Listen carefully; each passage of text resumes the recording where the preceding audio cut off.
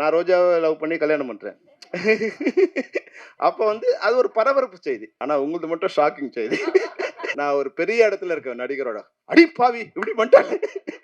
நீங்க சிவப்பா இருந்தீங்க, கருப்பா இருந்தீங்க. இப்ப தூய்மையா இருக்கீங்க. எந்த வண்ணமும் இல்லாம தூய்மையா இருக்கணுங்கிறது தான்.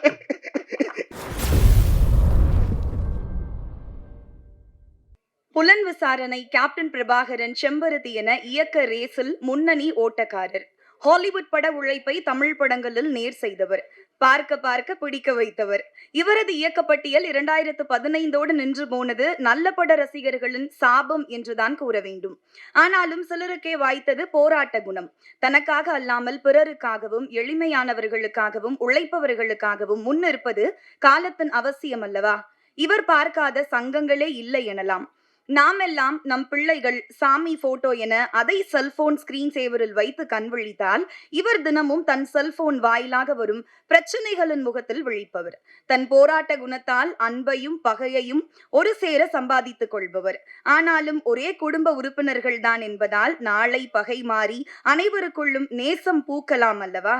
நற்கனிகள் விளையும் என்ற நம்பிக்கையோடு பேச அழைக்கிறேன் தென்னிந்திய திரைப்பட தொழிலாளர்கள் சம்மேளனத்தின் தலைவர் திரு R.K. செல்வமணி அவர்களை.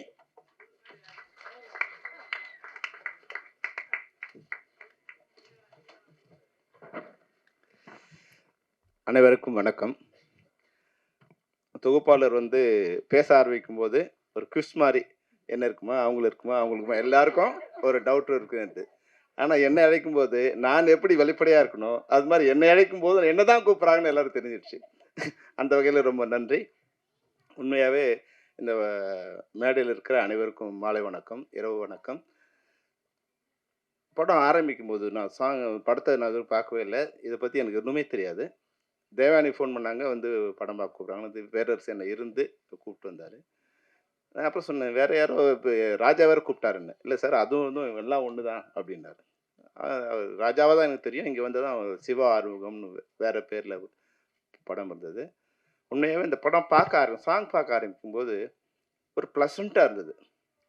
ஒரே இறைச்சலமாக இதுவாக இருந்த படத்தில் பார்க்க ஆரம்பித்த ஒரு 1வது நிமிஷத்துலேயே அதுக்குள்ளே வந்து ஆடியன்ஸை உள்ளே எடுக்கிற மாதிரியான ஒரு ஷார்ட்ஸ் அவ்வளோ அழகாக இருந்தது. உண்மையாக ஃபஸ்ட்டு வாழ்த்து யாருக்கு சொல்லணும், கேமராமேனுக்கு தான் அந்த ஃபஸ்ட்டு வாழ்த்து சொல்லணும். அவர் பியூட்டிஃபுல்லாக பண்ணியிருந்தாங்க, ரொம்ப பியூட்டிஃபுல்லாக ப்ளசண்ட்டாக கண்ணுக்கு இனிமையாக இருந்தது. அப்புறம் அந்த இசை மெலோடியாக ஒரு சாங்கு, இது மெலோடி மாதிரி இருக்குது அப்படின்னா அந்த ட்ரெய்லர் பார்க்கும்போது பியூட்டிஃபுல்லாக வந்து அந்த ரீரெக்கார்டிங் வந்து இப்போ வந்த மியூசிக் டைரக்டரில் மிகச்சிறந்த ரீரெக்கார்டிங் கொடுத்துருக்காரு வந்து நரேன். ரொம்ப சூப்பர் அழகாக பண்ணியிருக்காங்க. அப்புறம் நடித்த எல்லாருமே, படத்தில் நடித்த ஹீரோ விஜய், அஜித் ரெண்டுத்தையும் சேர்த்து விஜய்த்துன்னு வச்சுருக்காருன்னு நினைக்கிறேன். எனக்கு ஆனால் அவர் பார்க்கும்போது கார்த்திகை பார்த்த மாதிரி இருந்தது. ஒரு ப்ளசண்ட்டான ஒரு ஸ்மைல். நீங்கள் நிச்சயமாக வந்து தமிழ் சினிமாவுக்கு நீங்கள் ஒரு நல்ல ஹீரோ வருவீங்க. நிச்சயம் இப்படியே நீங்கள் ஒரு அன்பாகவும் பணிவாகவும் இருக்கணும். எவ்வளோ உயரத்துக்கு வந்தாலும் தேவயானி மாதிரி நீங்கள் வந்து 100வது படத்தை தொடர்ந்தாலும் வாசலில் நின்று வரவேற்ற ஒரே ஹீரோயின் தேவயானி தான். அது மாதிரி நீங்கள் வரவேற்கலாம் கூட பரவாயில்ல, வணக்கம் சொல்லணும். நீங்கள் 100வது படத்தில் எங்களுக்கு வணக்கம் சொல்லணும். அவ்வளோ அழகாக இருந்தது. அதுபோல் ஹீரோயின் பேர் வந்து கண்மணி, அழகான தமிழ் பேரில். இப்போ ரொம்ப நாள் கழிச்சு ஒரு பேர் தமிழ் பேரில் ஒரு கண்மணின்னு ஒரு ஹீரோயின் பார்த்தோம். ஒரு ப்ளசண்ட்டான ஃபேஸாக இருந்தது. இல்லை, இந்த படம் நம்ம சொல்லுவோம் நல்ல படம் வரணும்னு. ஆனால் நல்ல படத்தை ஓட வச்சா தானே நல்ல படம் வரும். இப்போ இந்த படம் பார்த்தோம். நிச்சயமாக வந்து ஒரு சமூகத்துக்கு என்ன மாதிரியான ஒரு படம் வேணுமோ அது மாதிரி ஒரு படம் பண்ணியிருக்காங்க. இந்த படத்தை ஓட வச்சாதான் நல்ல படத்தை அடுத்தவங்க எடுப்பாங்க. இல்லைனா வந்து வேறு மாதிரியான படங்கள் தான் வர ஆரம்பிக்கும். ஒரு கமர்ஷியல் அப்போது படம் எடுக்கிறவங்களை திட்டி பிரயோஜனம் இல்லை. நல்ல படங்கள் வரும்போது அதை பார்க்க வைக்கிற இல்லை பார்க்குற ஆடியன்ஸ் இருந்தால் தான். இப்போ சொன்னாங்க, தேவயானி சொன்னாங்க, நீங்கள் வந்து ஒரு ஷோவில் எடுத்துட்டாங்கன்னா அது யுவராஜ் கையில் இல்லை. யுவராஜ் படம் பார்த்து அதை வாங்கி ரிலீஸ் பண்ணலாம், அதுதான் அவர் கையில் இருக்க தவிர, அங்கே வந்து சார் சொன்ன மாதிரி டிக்கெட் கவுண்ட்டில் நீங்கள் 100 டிக்கெட் வாங்கி போய் உள்ளே அனுப்பிச்சிருந்தா கூட கேன்டீனில் ஃபுல்லாகுதா இல்லையாங்கிற சிச்சுவேஷன் தான் எனக்கு. இன்றைக்கி வந்து தியேட்டர்ஸ்லாம் வந்து மினி ரெஸ்டாரண்ட் ஆகிடுச்சு. ரெஸ்டாரண்ட்டில் என்ன பிஸ்னஸ் இருக்குது அந்த பிஸ்னஸ்க்கு ஏற்ற மாதிரி தான் படம் ஓடுது. அப்போ அதுக்கேற்ற மாதிரியான படங்களை வந்து தயாரிக்க வேண்டிய சூழ்நிலை இன்றைக்கி திரைப்படத்துறைக்கு இருக்குது. நீங்கள் ஒரு நல்ல போஸ்ட்டில் இருக்கீங்க. அவங்க சொன்னார் வந்து நீங்கள் ரொம்ப பணிவான பெண் மட்டும் இல்லை, தீயாக பரவக்கூடிய ஒரு பெண்ணும் இருக்கீங்க. தயாரிப்பாளர் சங்கத்தில் இருக்கீங்க. தயாரிப்பாளர்கள் நினைச்சா அவங்க ஒரு அணியாக இருந்தாங்கன்னா அவங்கள யாராலையும் ஒண்ணும் பண்ண முடியாது.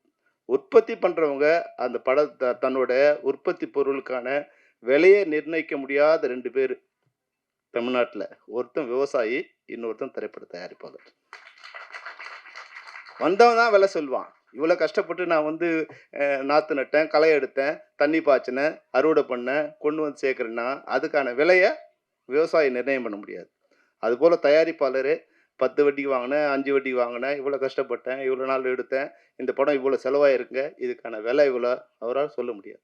இந்த 2 பேருமே தமிழ் மக்கள வாழ வைக்கிற, இல்ல சிந்திக்க வைக்கிற, இல்ல சிரிக்க வைக்கிற 2 இடத்துல இருக்காங்க. ஆனா, இவங்க நிலைமை வந்து இன்னும் படுமோசமான நிலைமையில தான் இருக்காங்க.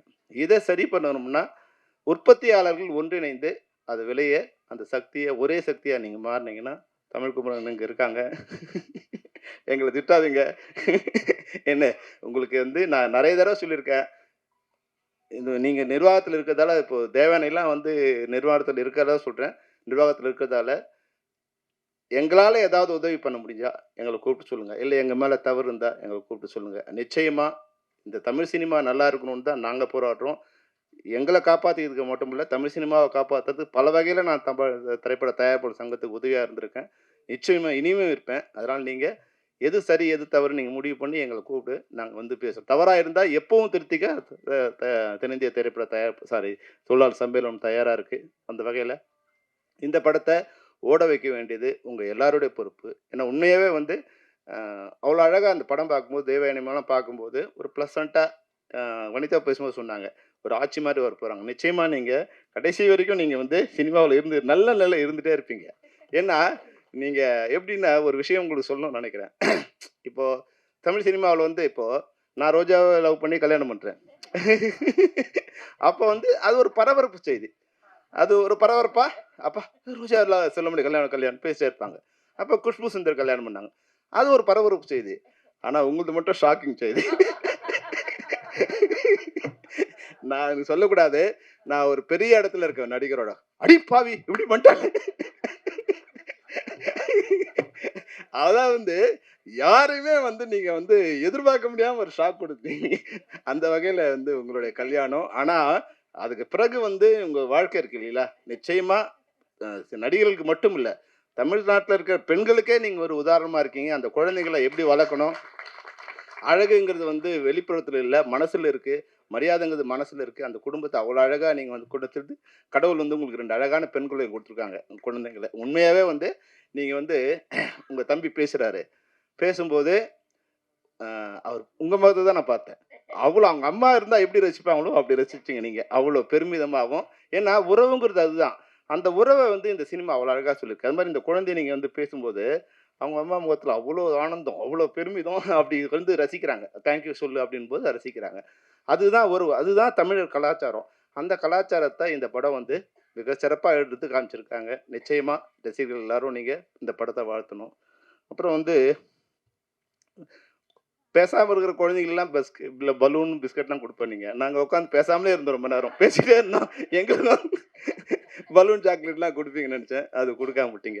இன்னொரு விஷயம் என்னன்னா, இந்த கத்திரி வெயிலுக்கு ஒரு குடை வந்து எப்படி வந்து ஒரு சிறப்பா இருக்குமோ, அது மாரி வந்து கத்திரி வெயிலா காய்ஞ்சு போயிருக்கிற இந்த தமிழ் சினிமாவுக்கு இந்த நிழற்குடை வந்து ஒரு சிறப்பான குடையா இருக்குங்கிறது தான். அது மாரி அண்ணனுக்கு தம்பிக்கு ஒரு வாழ்த்து அது ஒரு வேண்டுகோளு. நீங்க சிவப்பா இருந்தீங்க, கருப்பா இருந்தீங்க. இப்ப தூய்மையா இருக்கீங்க. எந்த வண்ணமும் இல்லாம தூய்மையா இருக்கணுங்கிறது தான் எங்களோட ஆசை. நன்றி, வணக்கம்.